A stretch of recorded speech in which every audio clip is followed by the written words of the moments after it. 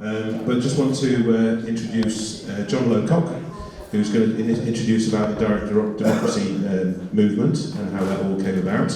And then we're going to move on to Mr. Petrie, Neil, who's going to talk about the voter benefits and nitty-gritty about it all. And hopefully we can get some ideas about how it all works. But just quickly, just to say, next week we've got a gentleman who's written a book about his time in the RAF, and then following on, he had a bit of trauma with his personal life, where they found some material on his laptop, and apparently he got taken to court for had some pornography pictures, etc. But apparently it was none of his fault, and he spent most of his last 5 years trying to clear his name. So I'm going to find out about how that all came about and how he's managed to write a book about it, all his findings and everything. So that's all we've got for now. But just firstly, I'm going to pass you over to John. So let him crack on with direct democracy. Thank you very much. Hi everyone, I'm John Lowcock, not that you know that. This is Neil Petrie. Now Neil was in the Army, Intelligence Corps, quite a senior rank as well. So he's got a lot of experience of what goes on in the world. And he'll no doubt be availing you of it at some point in the future. Now. No. If you see me shaking, it's because I've had the COVID and it's left me with a shake. It's not that I'm scared or anything, I'm just shaking because I've got this tremors.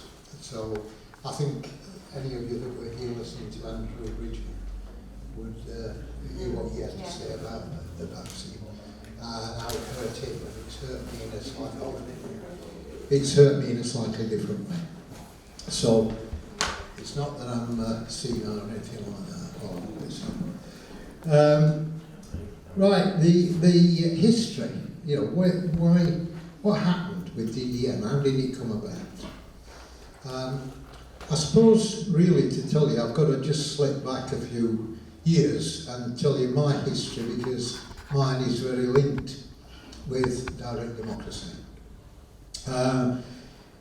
I joined UKIP quite by accident. My wife offered to go and do leafleting for them. They didn't reply to her. So she said, oh, I'm going to go and have a go at them. So she sent another email. And to sort of make up for not having got back to her, they offered us 2 free tickets to this party they were having. So we would all get ready for the party. Her in a long frock and me in my best duds. And she said, oh, just before I go, I'll empty the dishwasher. So she bent down to empty it, the back went. So I had to put her to bed and started taking my kit off. And she said, oh no, you've got to go, you've got to go. They've invited us now, you've got to go.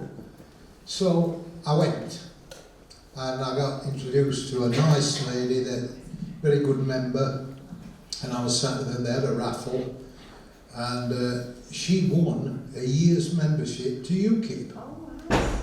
And said to me, it's no good to me this, I've already paid my membership for the year, you have it. So I got sculled into UKIP, sort of by default almost, although I did agree with what they were trying to do. And within a month of being in UKIP, they voted me as chairman of the branch, which gave me an automatic seat on the regional committee. So I was thrown in at the deep end a little bit. Then, of course, we had the referendum in 2016, and I ran all the campaigns for leaving Sheffield. Sheffield were predicted to leave, to vote Remain, and they finished up leaving with 6,000 votes. We beat them by 6,000 votes. And believe me, that took me 3 or 4 weeks to get over that. And that was hard work. We put out over 1/3 leaflets in Sheffield. My little group did really well. Anyway, that's by the by. Moving forward, The UKIP conference was held in September 2017, and the idea was that we were going to elect another leader, because Nigel had gone by then.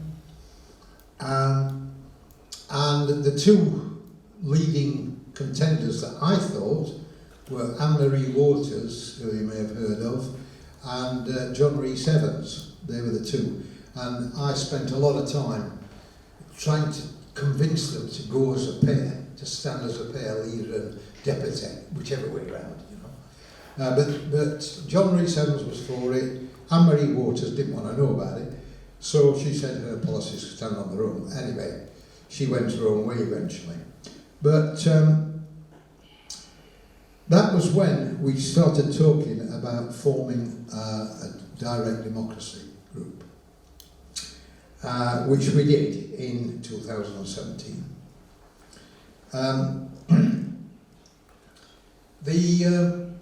The problem was that we'd got nothing to start with. We got nothing. We just started. There was about 5 or 6 of us. That was it.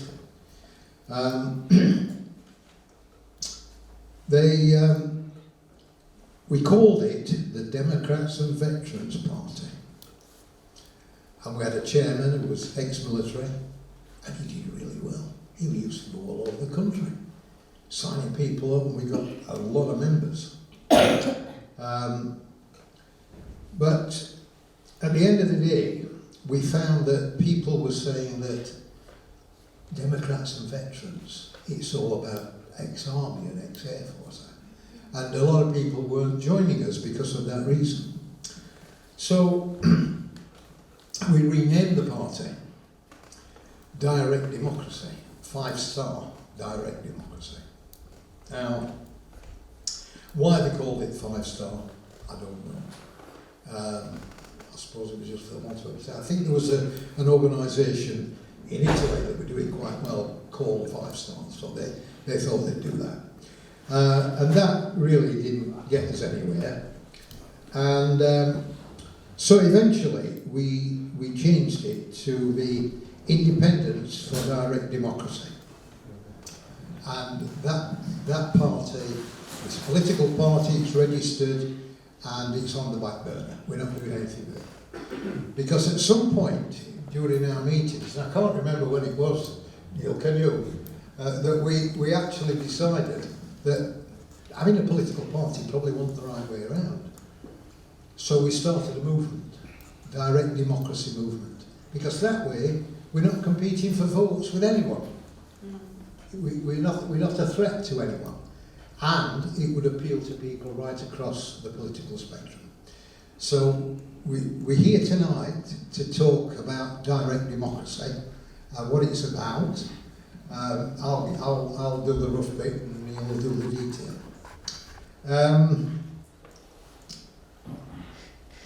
Who are we? Well, the direct democracy movement. What are our objectives? Ultimately, to get direct democracy introduced into the voting system in the UK, but we need to make the idea of direct democracy visible. It's invisible at the moment. We've got very, very little exposure, although we try very hard. We need to get it on TV and things like that before people can think about, oh, there's another way of doing politics. We don't have to do it this way, the two-party system, because let's face it, it's well past its sell-by date, as evidenced by where we are now. So basically, direct democracy is giving power back to the people. It's based on referendums, and we're advocating referendums on all the major issues that affect you, that affect your life, like lockdowns and jabs and ULEZ cameras and all the rest of it. All the things that affect you directly, you will get to vote on under a referendum. You know, like wars. I mean, do you think we'd have gone into Iraq if the people had had the vote? I don't think so. But so that's the basis of it. That's where it starts from. Starts from a position of where the voting system is changed completely, and we go over to direct democracy. We have many fewer MPs who just deal with the day-to-day running. Obviously, you've got to have an exec of some kind. But any major decisions that's affecting your life, you get to vote directly on it. So that's the sort of basis of where we are. Do you think we live in a democracy? No. We certainly don't. I had a retired doctor came to me a few weeks ago now. Used to be a member of UKIP, but now he's getting much older and he's not bothered. But one of our local MP, who was a Labour MP, wrote something in one of the local magazines or something. Anyway, he said, "Can I come round and see you?" I said, "Yeah, come." So he came, and he said, "Can you give me a few ideas about how I can respond to this thing?" So I said, "Well, what's your objective? What are you trying to achieve by responding to it?" He said, "Well, you never know, I might be able to change their mind." I said, "Okay, that sounds like a good reason." I said, "Let's take the scenario where you do manage to change her mind, and she gets fully on board with what you say, and she's going to, she really does believe it, and she's 100% signed up. As soon as she goes to Westminster, she's whipped to vote the way the party wants her to vote." Yeah. And that should tell you that political parties rob you of your democracy. So that's where we are with that. The unfairness of it, first past the post system.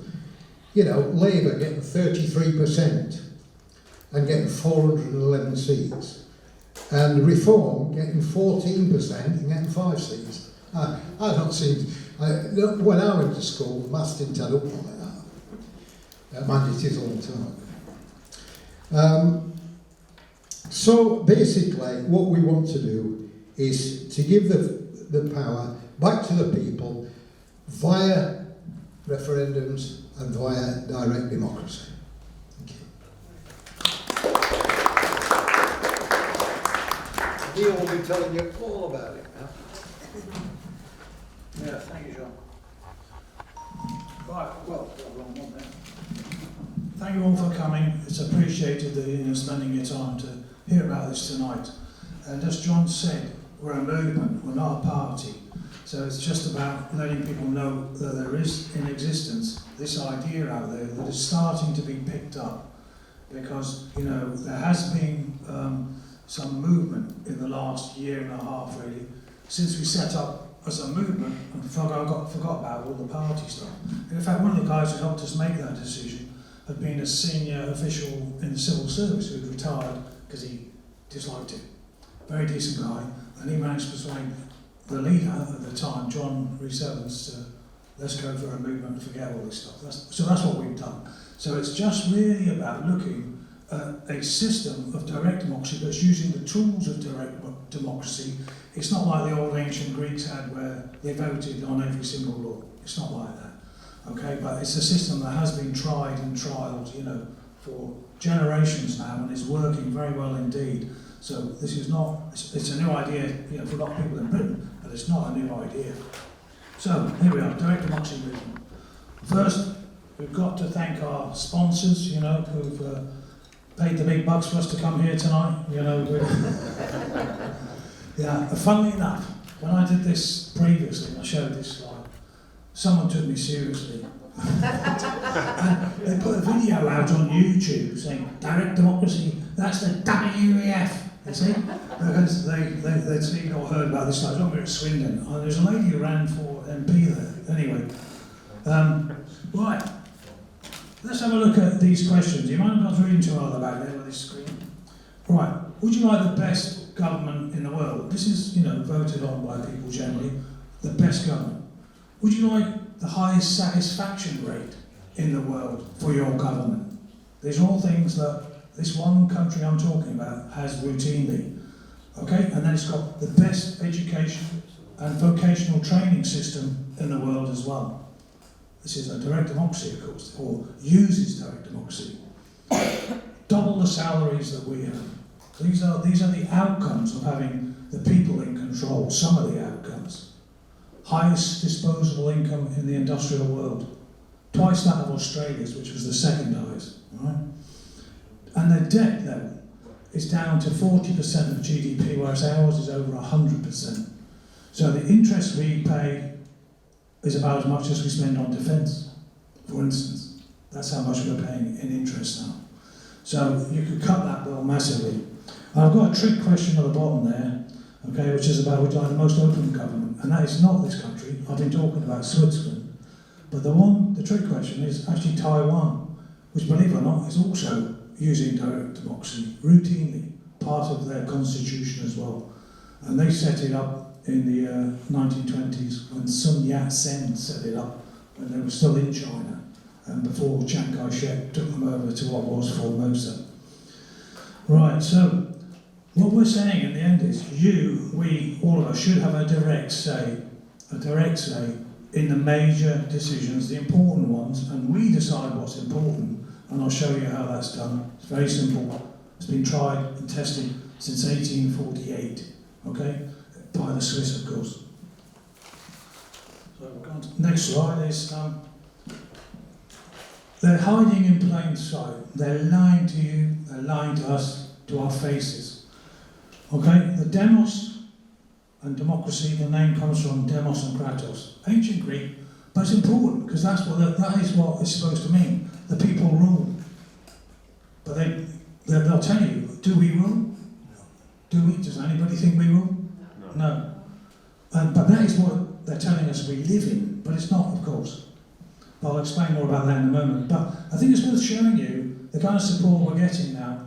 So you'll see here an MP, well, they're all MPs, but two of them are also party leaders. And I think you might be surprised at the last one.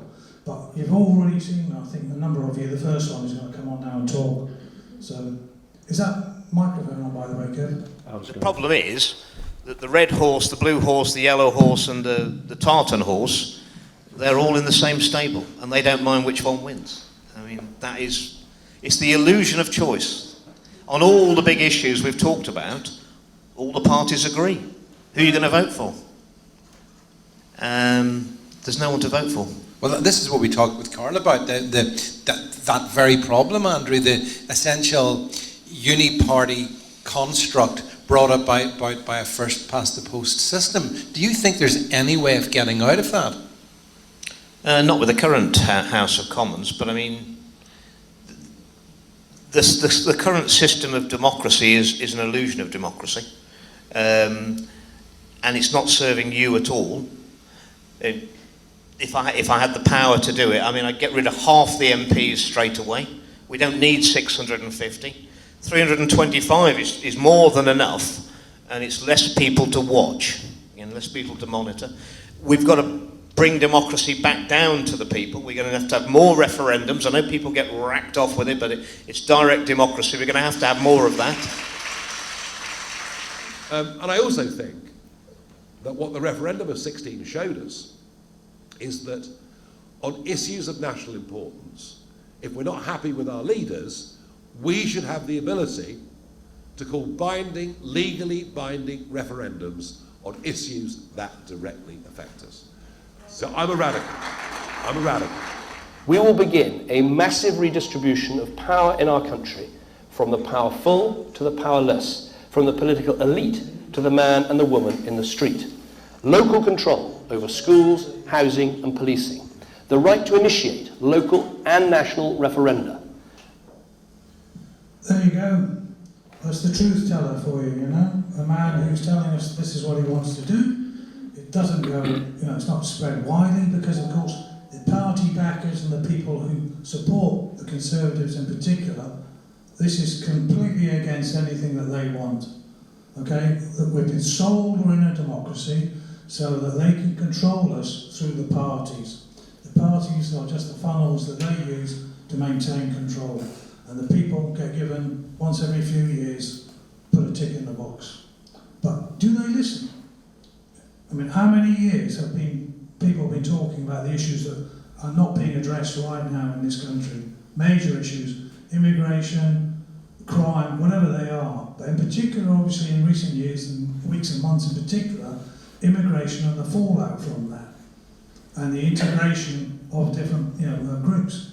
So with direct democracy, obviously, you'd have had some consultation earlier, and these things could have been addressed by the people, and we could have put a break on this or let go on that. It's up to us. That's the point. But at least in the end, the people are making the decision, not people who are lobbied from behind, closed doors, behind the curtain.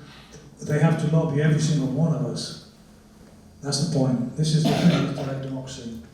So I'll tell you, I mentioned earlier about the direct democracy in the ancient Greek world, but believe it or not, after that, the first one coming along were the pirates. And this is the truth. This is what happened in the Caribbean and America. Now, in the golden age of piracy, you've got to think, the poor press-ganged into the Navy, desperate to get away, even women as well, joined as well, okay? And they got equal say and equal pay. Now, it's for these reasons, these democratic reasons, injury compensation, a third of this crews on the pirate boats were escaped slaves in America. Blackbeard's boat had 60%, but they had equal pay, equal say. The captain used to get paid an extra amount just for the battle. He'd get an extra 2 or 3% of the taking, that was all. So what you see is the government saw this. They saw this whole group of pirates coming together, taking over islands and living in these port areas, and creating a completely different system outside of the control that even then obviously was horrendous then. It was much worse than it is now, which is why a lot of these people joined these people. So it's an interesting thought. That's what happened, and it was crushed. Yes, they were taking things from other people, but it was largely as well, and it's specifically stated in the report, and the guys who were chasing down the pirates, is they've got this crazy democracy idea, you see?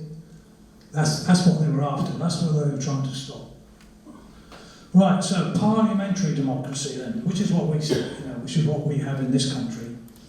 What it is, in fact, in real terms, you'll see again at the bottom, the Greek translation, is what it really means, is rule of the few. Well, we're ruled by a few, we elect them. It's an elective oligarchy. It's not the democracy that we speak about. These are always, you're all awake, and you understand how they use words to fool us. This is how it works. And this has been done for hundreds of years. You go back to the Norman yoke and you come up with what we've got today. There's no real difference. But that's where we are. So all we're trying to do, John, our group, is to let people know that there is a way out of this. So, funnily enough, over 100 years ago, quite a famous writer, Hilaire Belloc, he wrote a book called The Party System, which was explaining how the system, even then, was a uni-party. At that time, it was the Liberal Party and the Conservatives. But at that time, the families were kind of joined, as it were, between the two front benches. Conservatives were married to a guy on the Liberal side, his sister, etc. It was all linked, and the cousin was married to one of the others on the other side. It was a uni-party even then, and they just swap over, and it's a bit of a sham for us to believe, or at that time, the mass to believe that this is, democracy. But it never worked then either. But it worked for them. It's always worked for them. You know that. But even then, he saw the benefit of referendums. Okay, and he was looking, because at this time, don't forget, the Swiss had already been doing this, and the Americans have been doing it too. Every state in the United States has the right to call, or in fact, not the right, they have to call a referendum whenever there's a constitutional change. So they have to get the backing of everybody in the state in some form or other through a vote. So that's what they do. You want to change your constitution? You have a vote. 49 of the 50 states. And that's exactly how the Swiss had started back in 1848. So he said the referendum, accompanied by the initiative, because the initiative is where you, as a voter, can propose a new law. Anyone in Switzerland can propose a new law. That's it. But you've got to get support for it. It's not just, willy-nilly, so you have votes on every single thing because you don't like Coca-Cola and you want Pepsi-Cola in the bar. No, it doesn't work that way. It's different. But such a right would indeed be of incalculable value. That's the point. And this is what you saw there when Nigel was talking. I don't think you've seen this, but this is the reality that if once you've got that in place, there's no going back for the parties. Because we can decide exactly how we want this country run and how we want it to be ruled. But the point is, it's not about them ruling us anymore, is it? We are the governors. We're in charge. And these clowns are just administrators. Anyway, shortly after this, a few years later, another writer, political parties, you've got to think, these books have been studied by the political class. They understand what's going on, they know what they're up to. They've been doing it forever. Okay? And he came up with just an iron law of oligarchy. You put any group together, there will become at some point or other pretty swiftly a small group that has the in on everything and controls it. Trade union, company, huge corporation or whatever. The management will end up controlling it. Okay? And that's what's happened. The managerial class take over, and in our case it's the political class. But the political class, of course, are just handled. There are people behind them, of course. They're a front. You've got to think of the old Soviet days, how to Stalin and everything. You see all these peace fronts, you see? It's all a front. They're all called a front.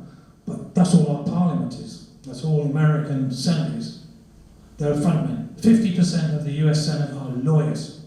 50%. Okay? And they are there to do the bidding of the people behind them. And they'll walk away, as you all know, as multi-millionaires. Multi-millionaires from a small, salary that they get. It's not a bad salary, but it's not going to be worth tens or hundreds of millions. So, the iron law of oligarchy. This is the problem that we face. And we need to, this is the difficult point that we've got, is to build something that can undermine and take these people apart. But we thought about this, and obviously, through votes, we've been fooled into believing we're in a democracy, so this system is there. So we've got the vote. Well, what happens if we all decide to use it constructively to back people who are actually going to give us all the vote in referendums? So that's our plan, that's what we're working on. Now, this was Edward Bernays talking about propaganda in 1928. Don't worry, the history of it's nearly over. But this guy was the inventor of the public relations apparatus. But many of you have heard of him. Have you heard of Bernays? Yeah. Well, as he says here at the very bottom, you'll see those who manipulate this unseen mechanism of society constitute an invisible government which is the true ruling power of our country. The true ruling power. 100 years ago nearly in the United States. And of course, this is before your military-industrial complex. You had the industrial complex. Okay, that was what was built first. Okay, and you can go back into the late 1800s as the Americans developed those huge corporations, Steel under Carnegie, etc. But this is what we're up against. We're not against a small group of people who are not powerful. They are extremely powerful, but the masses are just, as we all know, all of us, we've all been fooled. Like John said, I was in the military, and I spent 16 years in it, and I was in it for what I thought were good reasons. Obviously, like many of us. Yeah, but I don't know. There's a video of the guy who shot Bin Laden saying, well, why did we do all of this stuff? What's going on? Cheney and all these other guys were making huge amounts of money and taking no risk whatsoever. Their families taking no risk, and they send all these guys out of West Virginia or parts of London to go and do all their fighting for them. For what? So you can retain these people in power. So this is how we're being misled, and that's why you find the Swiss have got the best education system in the world and the best vocational training, because there's a balance to it, and they run it, the people run it, and they run it at local level as well. Right, so what we're saying here, the past, representative democracy is history. Okay, you've got the pit bull parties, and you're running behind them, can't get hold of the lead. Okay, the future requires the tools of direct democracy. As you can see here, we're in control and they're the poodles. We're the governors. That's what we need to move to. Now, the type of democracy we're talking about is really, it's a hybrid in reality. Because the Swiss, for instance, still have parties, so do the Taiwan, and another country Estonia has this now as well. So there are 3 countries that use it at a national level, and the Estonians use online. Everyone born in Estonia is immediately registered online. That's how they work. I'm not saying that's what we should do, but I'm just telling you how they're doing it. But it means they can vote or put forward and propose ideas online as well. So that's how they're doing it, but it is direct democracy. They do it at national level, and they're expanding it all the time at local level as well. So this hybrid requires, you have a party because you want people to go in and spend all day, looking through the laws, taking in, ideas, or looking at the facts and coming up with a decent law that we the people can support. So they're administrators, that's all they are. Okay, but the people are going to be the ones who have the final say whether we accept those laws or not. And as I said, it's not a new idea, but it's a better idea than ours, and it's been proved since 1848 in Switzerland, since the late 1990s in Taiwan. It was in place before that, but as you know, they had a military government, and so they didn't apply it, but when they kicked them out and managed to take over, they started using these rules. So it's a direct plus a representative, and you end up with a hybrid democracy. The Swiss actually call it semi-direct. So you can choose your names, but that's how it works. But as you see, the direct part is we're on top. And on the bit of paper that I sent you with that squint little graphic, that is the plan that we've proposed for this country, for the UK. And so you see how it's covering local and national. Right. As I say, that's our aim, is that you, me, we govern, and they do what we tell them. And we can govern through, in Switzerland, for instance, they have the mandatory referendum, which we've got reflected in there, which, is if it's a constitutional change, some major issue, we'll decide you have to have a vote on it, like the Americans do in those 49 states. Or the optional referendum is every single law coming out of their parliament, you can object to it, and you can stop it or get it amended. But what you need to do is, you need to get 1% of the electorate to sign up, and demand that change. It's a bit like the petitions, you can get online here in the UK, but there it's 1% of the voters, which is about 500,000 people. And then you've got the initiative, which is the one I said is vital, where with 2% of the electorate signed up, you can end up having this vote on the referendum. But you need to get 2% of the electors to sign up for that. But then you'll get a first past the post referendum based on getting that figure. If you don't get it, there's no change. The law stays, or you don't get it voted on. Right, so these are the main benefits. We're in control, not them, and we're using our initiative to do so, or the initiative. So this is the strength of it, is that you can forget the parties, really. They are there to do your bidding. And I'll ask you one question. Does anybody know a famous Swiss politician? Why is that, do you think? Not important, are they? They're just not important. Who cares? Because they're going to be told what to do anyway. You don't get your Tony Blairs, you don't get all these names being bandied about. Because they're not controlling us. They're going to do what we're going to tell them. And that's why they don't like us, and that's why you don't hear much about this. You can go over all the old books on democracy and you'll find very little about Switzerland in there. Quick 1 or 2 lines maybe, often ignored entirely. Because they don't want you to know that since 1848 they've been perfecting this system, and they're not rich, as I told you, because of that. Have they got oil? Any oil in Switzerland? Not that I heard. Gold? Nothing. No, what they've got is people who made an education system at county level, not at national level. Each of the 26 cantons has its own schooling system, and the people have chosen what they want you to be taught in there. So they've got a very good schooling system, because that's how you get these high salary jobs, because you develop people who can go on to become leaders in their field. But they've got, compared to us, they've got a higher standing on the Nobel Prizes, for instance. I think they're third in the list behind the Faroe Islands, because they had 1 person. There's only about 2 people live there anyway. But you've got Switzerland is highly placed educationally. Einstein went there, I loved it. Never gave up his Swiss citizenship, even when he went to America. And he said they were the most decent people he met anywhere on the planet. So, because they're in charge. There's nothing special about Swiss. What's special is that they decided to have this type of a system. Right, so quickly, I've given you all the document. Well, no need to read this. This is just to let you know, we put forward if you look through that, you'll see it can work, okay? And this is what has gone to lots of the different parties now as well. Now the other benefits, as I said, you don't have Blair, and believe it or not, the Swiss MP is only working 12 weeks of the year. 12 weeks, that's it. They get everything done, they're only paid a daily rate, and they don't have fancy back offices with loads of people to pay off with expenses. So not only are your upfront costs minimised, they're not getting lobbied by these lobbyists. This is why you've got 40% GDP debt instead of 100%. I mean, do you want to be paying all that debt? So your defence is costing you money and you're paying debt on it as well? Or would you like to have a decision over where we should spend this? And when I showed that thing about Taiwan, that's because the people in Taiwan, in a direct democracy, in their direct democracy, have control over their budget.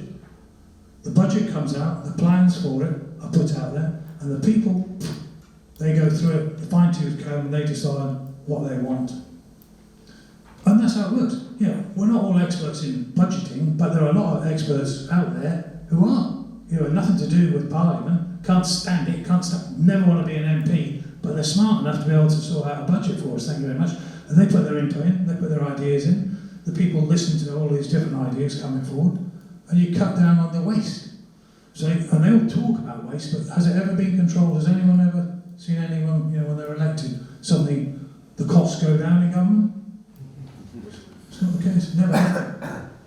So, there's no left or right, all right? It's just what works for us. We're in it together, and we'll decide. Schooling, as I said, in Switzerland is good. The medical system out there is good. Pensions are good. Now, the difference is, the blokes actually serve in the army. They haven't had a war since 1847. But the guys go in the military. They do some service, not a lot. But that's what they've decided on. They voted on that. So it's not all going to be, you know, oh yeah, everyone thinks they're going to get taxes low and they're going to do all that so they don't have to pay anything. But, you know, they control it.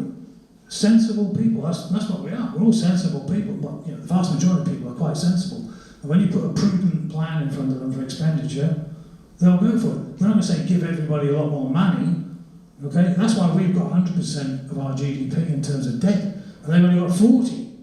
And they're going to try and tell you that when you have a direct democracy, the people will want to blow all the money. It's the opposite. It's actually the opposite. Because they'll take a $10,000 a day consulting fee to ensure that we get, you know, all these hotels with 5,000 beds, is it? You know, whatever, kept available, paid every day. This is the point. So you can control these, but you've got to have control through a direct democracy. Just think about this. The Communist Party, all right, the Communist Manifesto was written in 1848, the same year that the Swiss wrote their first direct democracy constitution. So just ask yourself, think of the communist experiment since 1848 and the Swiss experiment. What do you want? Do you want to live in Chinese Communist Party? Do you want to live under them? Or do you want to live in Switzerland where you all agree on things between yourselves? I think the answer is very obvious. Do you want to be homeless in Geneva or in LA? It's the same on the right, you see, left and right. Because you've got the military-industrial complex, the lobbyists in America, we're getting the same here, same thing. You've got to decide. You'll get a more central and also a steady ship, because you're not going left, oh, Starmer's doing this, or oh, it's over here to Priti Patel, or whatever it might be. You're not veering from left to right. You're not throwing away huge amounts of money on this, that, and the other. You know, as they do in the States, and that's what we're doing here. We're just following, I mean, we are just a lapdog of the USA anyway. I can say that. I was in the US Army for 2 years, was an exchange officer a long time ago. Now, we've helped a guy who's been developing a voting app. You know, we're not saying to use this, I'm just letting you know, there is a a blockchain voting app that we have helped develop, not in terms of technical, just purely trialling it on the ground and giving him an idea and feedback, whether it's working or not, or making it simpler for people to use. So that one day in the future, if the people of this country wanted a system and it's blockchain enabled, which is the way they transfer funds around the world, so it's much more secure than any government system, I can tell you now. But people are very concerned, quite rightly, on technical issues.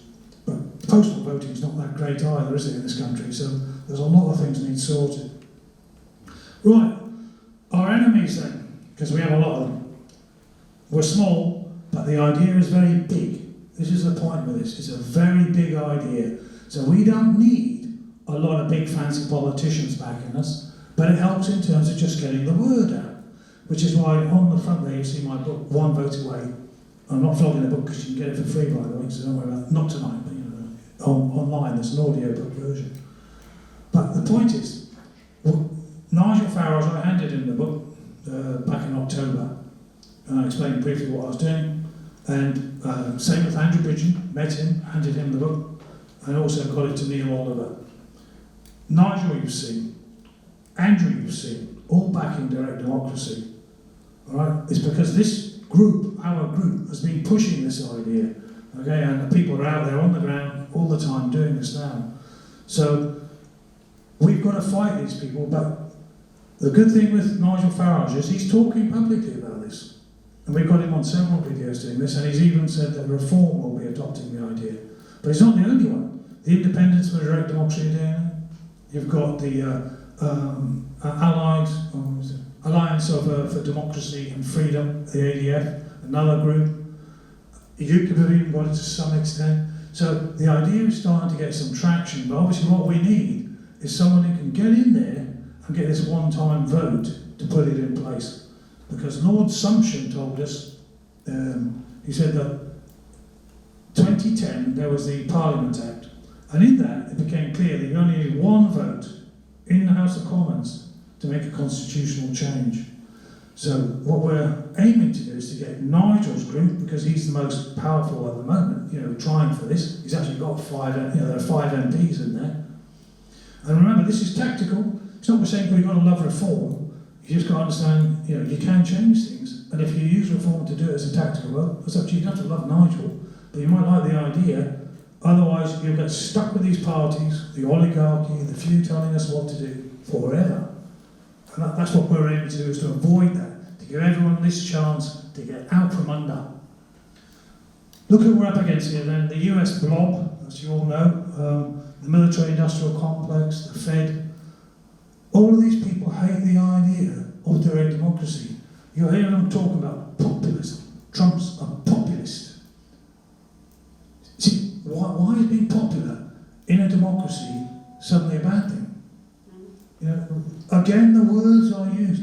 You all know the CIA have got their psychiatrists, they sit there and they thrash through all of these ideas, and they've got their, they've been doing it since the 40s, 1947, 48 they were set up.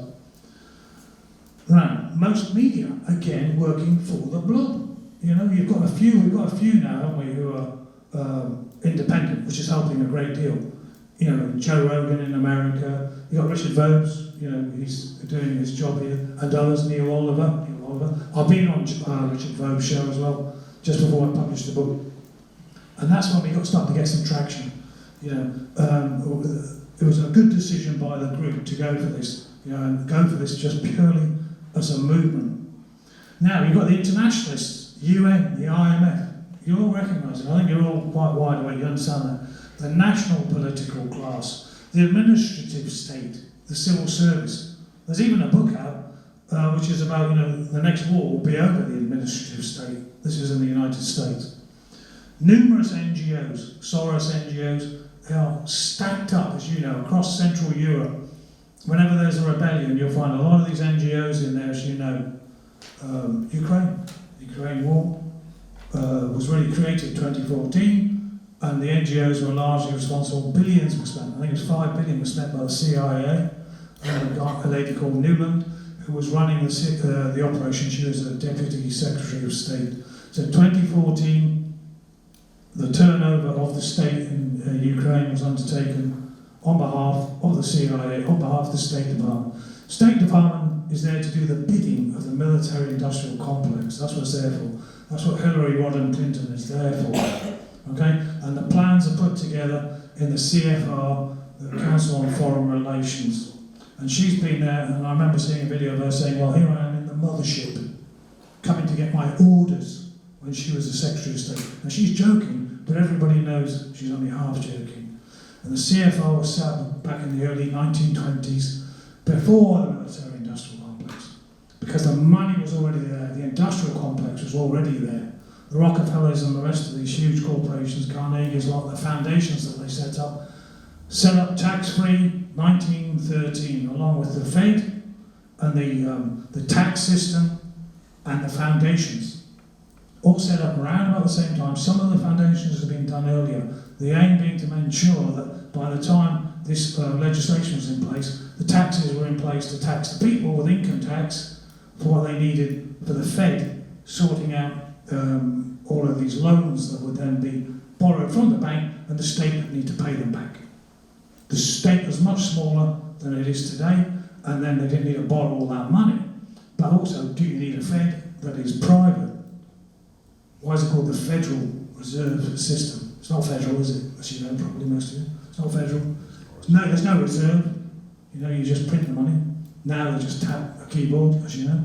Add a few more notes, maybe half a dozen, maybe 10, 20. How many do you want? That's the problem we've got today. All right, so worst of all, it's the arrogant know-alls, know everything, okay, and looking down on the people. That's why they don't like direct democracy, a lot of them.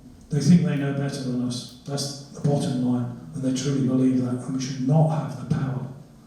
But I think, we had a lot of world wars we fought, to get the right to that, Our forebears sacrificed for us. Right, what can you do? Again, it's not the best screen, I'm afraid. But local and national, the main thing is, we're actually only one vote away from victory. This is the point. We've got the 2010 Parliament Act, which says if you get a party in there, in Parliament, you can do this without one vote. Okay, they can have a vote. And if we can get, say, Reform to take on this constitution that's being produced very shortly, in not too distant future, I think it's the end of September they're looking towards it, maybe early into October. If they can adopt, as Nigel you saw saying, and they have on board this device using the referenda that we can call on anything that we think is important enough and that they're ignoring, everything changes that day. Because I don't know what all your individual interests are, but whatever they are, you can start thinking, well, how much support can I get for this? If you can put it together and you can get 2% of the population signing up to it, you'll get a vote on it. And you'll get a vote. And laws are created like this in Switzerland right now. The success rate's not high, but they do get them. So that's the point, that we can control them. But the main benefit really is that they know that we have this power. That's the point. They know the Swiss citizens have this power. And you can imagine, every time they kick a law out of Parliament, they know the people have the power to say, oh, hang on a minute, I want to stop that. I want to amend it. I want to get rid of it, whatever. And then they get those signatures, and next thing you know, they've got a referendum on that. And they vote about 4 times a year. But I think, going, and believe it or not, they have a better postal system than us, obviously, because about 40% of the votes go in all the time on postal vote. But that country is run on these 4 voting periods every year. They get sent out this material beforehand. They're told exactly what's coming up in the voting, and they're told you can go and look at these websites, have a look at what it's about. You can see the different arguments that there are. The little brochure comes with those, so you can see the pros and cons, and people are going to vote on it, and it works. That's why all those things I told you, the people in that country think it's the best run country in the world. Simple as that. 75%. We're on about 42. But those 42, most of them are probably still thinking they're living in a democracy, They probably still think they live in one. They don't realise they don't. Okay, so what we're saying is, you can find out, look at our website, it's all on there, you've got the handout, and the website is up on the top right-hand corner, DD right now, Direct Democracy right now, veryeasy.com. Go and meet other people who are interested, like you are here tonight. This is great, you know, what you're doing, and pulling people together is a great thing. But then, maybe wherever you're coming from to come to this, see if you can set something up there, get other people more thinking about this stuff, get them to have a look at the website, get them thinking about these things. And then, actually start thinking about voting for those candidates who are standing. As I've said, there's a list here. We can put this, do you have a website, okay, or something? We've got a Telegram group. All right, well, we can send you the PowerPoint in a PDF or something, Yeah, whatever, if you want, so you have that. All right, now get out and actively support people at local level. Now, you've got the local elections coming up in May. So, you know, we can all have some input and we can start taking control. And this is where reform are probably the best bet at the moment, because we'll see. We'll see. We don't know who's going to be the best bet, but you can't get away from the fact that Nigel Farage has got 30 years of exposure. The people know him, and you know, reform went into the election 1 month after he, you know, took over the party, and I mean, guys were getting 7,000, 10,000, 12,000 votes. And there'd been no reform there before, beating all loads of the other parties into, you know, 3rd and 4th place. So they've got some traction, but if he gets this done, it's the end of the old world of, you know, the representative democracy, because suddenly we can control everything. So, you know, we have to think about that, and that's why I'm saying, keep watching now what's happening. We're trying to obviously persuade him. As I said, he's had my book, we're in contact. John's an old friend of his, he knows him. And so, it's all, I'm not saying he is now, but we have these contacts and we're trying to push this idea to get it in place. And we'll use anybody to get it. If Adolf Hitler said, I'm going to be putting in direct democracy, he was true, he was honest about it, you'd have to think about it, wouldn't you? Because if we're going to get that vote, and we're going to be able to control everything, how we get it is not immaterial. It's not immaterial, obviously, being a bit, you know,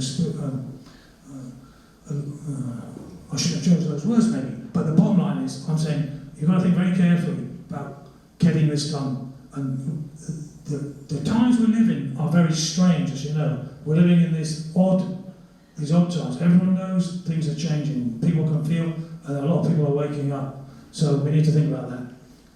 You can even stand for election yourself, you know, if you become really motivated, and we hope you are, you know, to go and do so. But what we're saying is do something now. And as I say, the Grey Brigade, you know, you don't need to be 25 years old and fine and fit. You know, anyone can get this done. And it's about talking to people and persuading. Right, as I said, my book here, I'm selling it. It's £10. It's a paperback, obviously. I've only got paperbacks. But you can listen to it for free. If you like audiobooks, you can listen to it on our website, DD right now. It's all free on there. I'll just end now really pretty much on this quote. Okay, A V Dicey was the greatest constitutional lawyer probably in our history, you know, and people like Lord Sumption have stated that he's an iconic figure. And he looked at the referendum and he said, you know what, this is the way to go.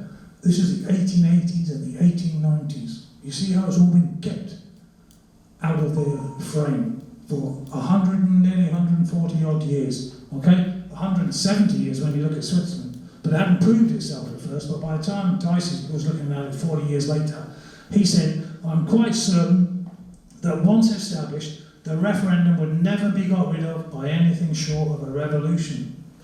I think that tells you everything. If it's worth defending with a revolution, I'm not saying we should have a revolution, I'm saying we just have a vote on it. That's why the book's called One Vote Away. We're not looking for a revolution. We're British, you know, we don't want to be doing that. We just want to have control. We want democracy and we want to be in charge. And now's our time. Right, thank you all very much. That's my talk on direct democracy, and I think we've got a great